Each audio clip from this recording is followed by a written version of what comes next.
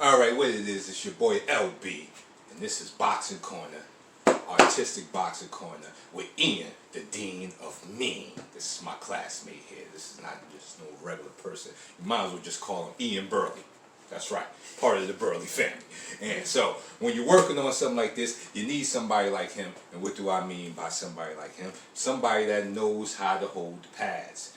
Because this, you're working and getting your drill work, and your pad work is very important. So, can't just be your homie holding pads for you, because you won't get that real work. So now what we're going to talk about in this first edition of Artistic Boxing Corner is the jab and the hook, and how to throw it, why you throw it, where to throw it, and when to throw it. So let's take a look at the jab.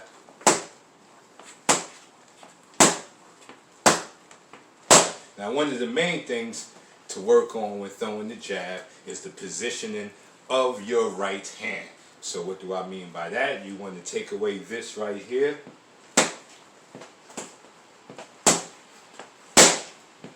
Where every time you throw your jab, your right hand disappears. The jab can be thrown many ways. I'm not saying this is the only way to throw the jab. I'm just saying that when you're throwing the jab, there's certain things you should be thinking about and trying to work on. And the most important thing you're working on is, no matter how you're throwing it, even if you're throwing it from your Philly shell,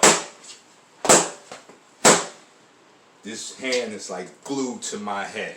Another thing you can work on with throwing your jab is that you want to get people, if you're dealing with somebody who's slick with the head and got a lot of good head movement, and every time you jab at him, you're missing him because he's, his head is moving. What you want to learn how to do is shoot the jab slightly up. So that way, if you're fighting your opponent, you're forcing them up, and then from there you can maybe throw the right hand. So you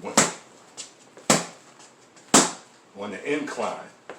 So instead of throwing it straight out, you want to throw it up so you can possibly catch him on one of his down motions, pop his head up, then boom. The next punch, the left hook. So one thing I heard is, why don't you throw right hooks? If I was a southpaw, this would be my right hook. So what do I mean by that? So once I'm in my orthodox position, I am not throwing right hooks from the back. We are not. I am from the class. My teacher did not teach us this. Right hooking from the back. Now, I know you've seen Mayweather do something like that. You may say, hey, I seen Mayweather do that. What are you talking about that? What he was really doing was an overhand that didn't turn all the way over. So when you think about